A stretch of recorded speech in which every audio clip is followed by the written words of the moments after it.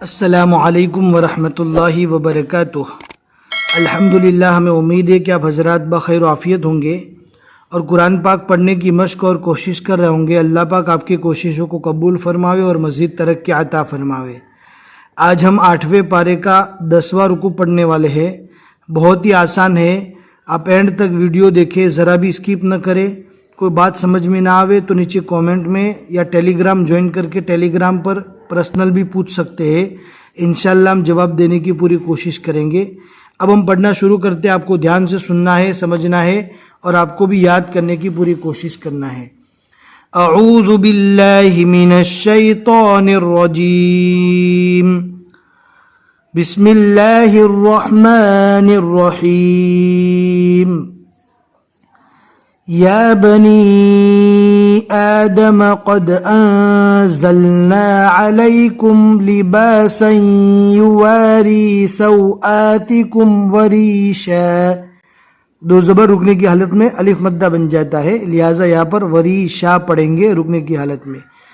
وَلِبَاسُ التَّقْوَى ذَلِكَ خَيْرٌ ذَلِكَ مِنْ آيَاتِ اللَّهِ لَعَلَّهُمْ يَذَّكَّرُونَ۔ یا کو ذال سے اور ذال کو کاف سے ملائیں گے، اس لیے کہ ذال اور کاف دونوں پر تشدید ہے اور تشدید والے حرف کو پہلے والے حرف سے ملا کر پڑھا جاتا ہے۔ يَذَّكَّرُونَ۔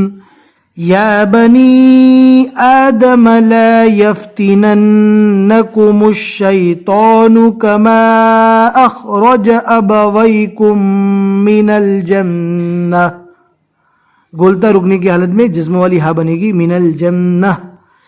اگر آپ کو ایسا لگتا ہے ہماری اسپیڈ پڑھنے کی کچھ زیادہ ہے تو اسپیڈ کو کم کرنے کے لیے رائٹ جانب اوپر کی طرف 3 ڈاٹ ہوں گے، تو وہاں پر 3 ڈاٹ پر آپ ٹچ کریں گے تو وہاں پر اسپیڈ کے بڑھانے اور کم کرنے کا آپشن آپ کو مل جائے گا، تو آپ آسانی کے ساتھ اسپیڈ کو گھٹا اور بڑھا سکتے ہیں۔ من الجنة ينزع عنهما لباسهما ليريهما سوآتهما إنه يراكم هو وقبيله من حيث لا ترونهم إنا جعلنا الشياطين أولياء للذين لا يؤمنون وإذا فعلوا فاحشة قالوا وجدنا عليها آباءنا والله أمرنا بها قل إن الله لا يأمر بالفحشاء أتقولون على الله ما لا تعلمون قل أمر ربي بالقسط قل أمر ربي بالقسط۔ یہاں پر قف لکھا ہوا ہے، یعنی رکنے کی علامت ہے۔ قف کا مطلب ہوتا ہے ٹھہر جانا، لہٰذا ہمیں یہاں پر رک جانا ہے۔ وَأَقِيمُوا وُجُوهَكُمْ عِندَ كُلِّ مَسْجِدٍ وَادْعُوهُ مُخْلِصِينَ لَهُ الدِّينَ كَمَا بَدَأَكُمْ تَعُودُونَ فَرِيقًا هَدَى وَفَرِيقًا حَقَّ عَلَيْهِمُ میم کے پیش کو آگے والے صفحے میں جو ضاد ہے تشدید والا اس سے ملانا ہے۔ علیہم الضلالہ، ضاد کو کیسے پڑھنا ہے ہم اس سے پہلے بھی آپ کو بتا چکے ہیں۔ بہت سے لوگ یعنی عربی قراء خصوصاً ضلالہ پڑھتے ہیں دال کی شکل میں، ان کا یہ پڑھنا بھی صحیح ہے، اور مصری قراء اس کو ذال کی شکل میں ضلالہ پڑھتے ہیں، تو ضلالہ پڑھنا بھی صحیح ہے۔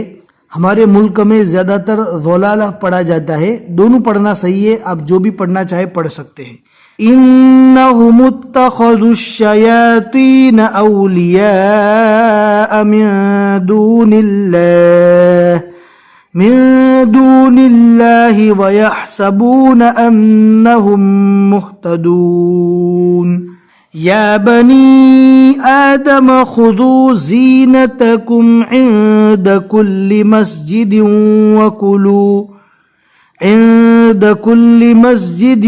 وکلوا واشربوا ولا تسرفوا انه لا يحب المسرفين۔